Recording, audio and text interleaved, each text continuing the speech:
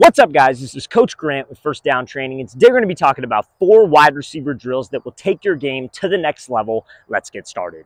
Now, before we get into this video, fellas, if you are a wide receiver and would like to train with us this offseason, we're going to be coming out to 15 different cities across the country for two-day long QB and wide receiver camps. So we're going to be coming out to San Francisco, California, Miami, Florida. Then we'll be heading out to Las Vegas, Nevada, Charlotte, North Carolina. Then we'll be coming out to Portland, Oregon, Dallas, Texas, Nashville, Tennessee, Chicago, Illinois, Buffalo, New York, Atlanta, Georgia, Houston, Texas, Philadelphia, Pennsylvania, Detroit, Michigan, Boise, Idaho, and Los Angeles, California. So check out that very first link in the description below. If you're local to any one of those cities that we're traveling out to, fellas, we'd love to have you out to one of our two-day long off-season camps. So again, very first link in that description below. Let's get back to this video.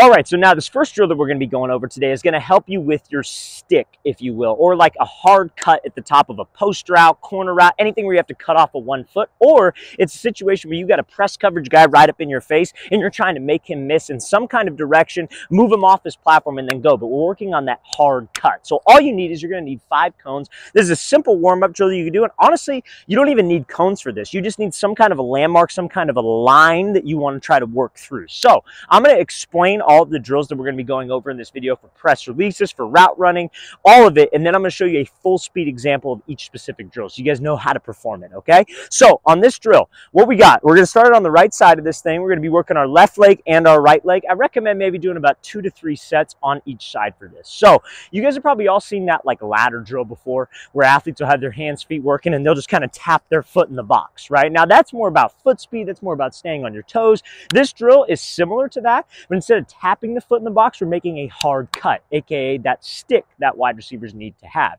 So this drill is not about foot speed though. This drill is more about control and the suddenness and quickness of, or not quickness, the suddenness and explosiveness of the cuts. You're going to be hands, feet working on the right side, then we're going to throw a jab. Now when you throw this jab, your whole foot is striking the ground. You're not on your heels, obviously. You want a knee bend. You don't want to be locking out with this leg, but we're here. We're standing on the ball of my foot, toe is staying forward, and you're selling with the upper body. Almost think of it like your hands are like across your chest and you're trying to turn your whole upper half when you throw this cut. Because when a DB is in man-to-man coverage, what is he supposed to be watching? He's supposed to be watching our hips. So I want to sell this with my hips and my entire upper body.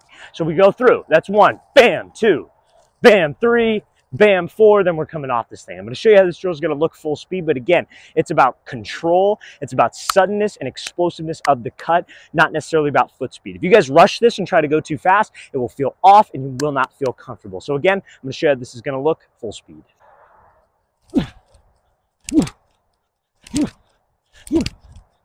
All right, guys, so this next drill we're going to be going over is to help wide receivers get in and out of their breaks where they have to drop their hips. So that last drill that we went over was a drill for like, you know, like a single cut, right? On a post, a corner, a move off the line of scrimmage, that stick, if you will. This is going to be for us dropping our hips and getting low at the top of the break, but not only getting low, but staying low, because that's something that so many wide receivers struggle with. So like, think about it like this. Like, let's say I got to run a comeback route, right? And you see this happen a lot even with college level wide receivers, NFL level wide receivers.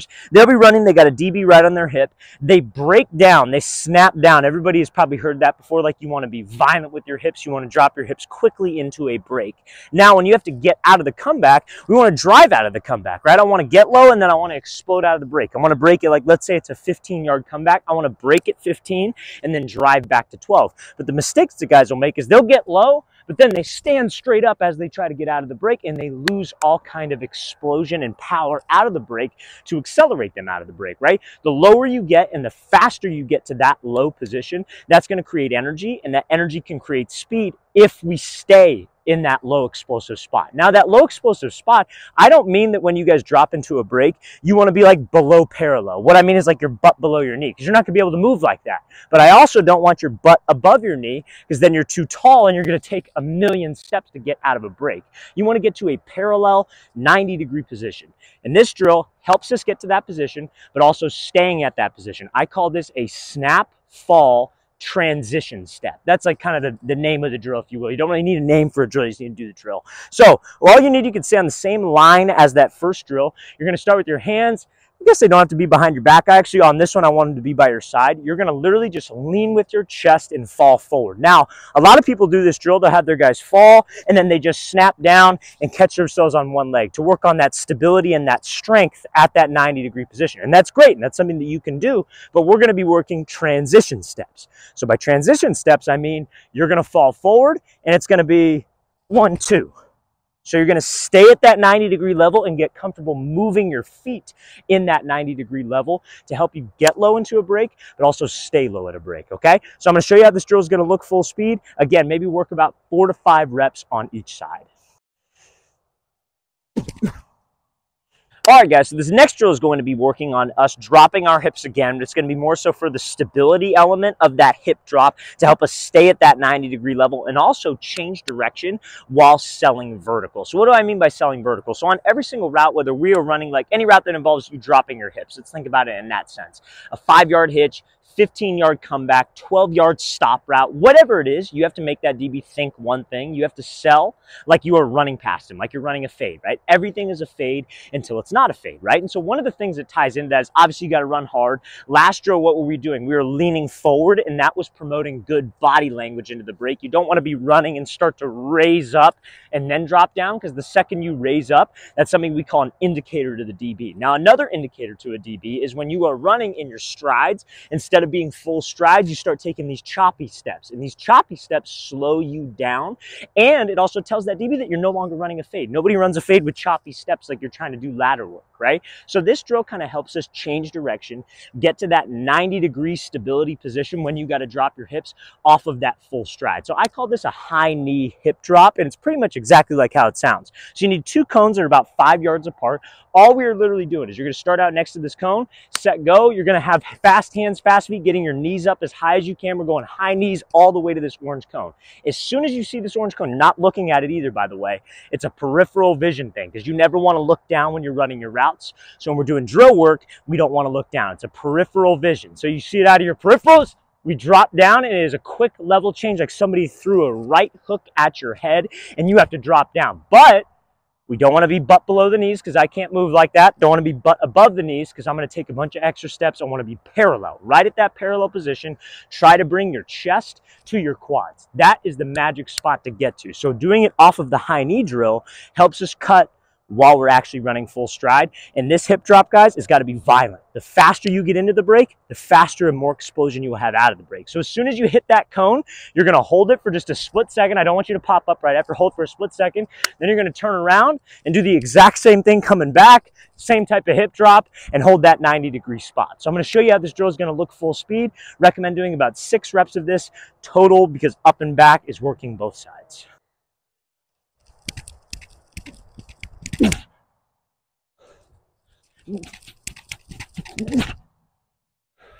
All right, guys, so this next drill is going to work on wide receivers making 45-degree angle breaks. So this helps you with a post route, corner route, or any type of double move like a corner post, or maybe a post corner slant and go, whatever the situation may be. So you got 3 cones here, and we're going to be simply just working on that indicator cut. So this is not like a speed cut where you would round it. It's like that hard cut that you would make on a post, corner, or any 45-degree angle break like we mentioned before. So from cone to cone, you need 3 cones set up right here. The white cone is going to be the starting point. Then we're going to go to the orange cone, then back to this orange cone. And in between each cone, we are only allowed to take 3 steps. And I'm going to explain why as I walk through this. So again, we're going to start at the white cone. So all we are doing, we're going to have my left foot up. You got to have a partner. If you have a partner on this drill who's playing quarterback or somebody throwing you the ball, put them on the right side so they could hit you off of the last cone with the ball like on a slant post, however you want to think of it. So I'm going to start with my left foot up, set, go. All we are doing is we are attacking this cone for 3 hard steps. So it's 1, 2, on the 3rd step you are going to cut.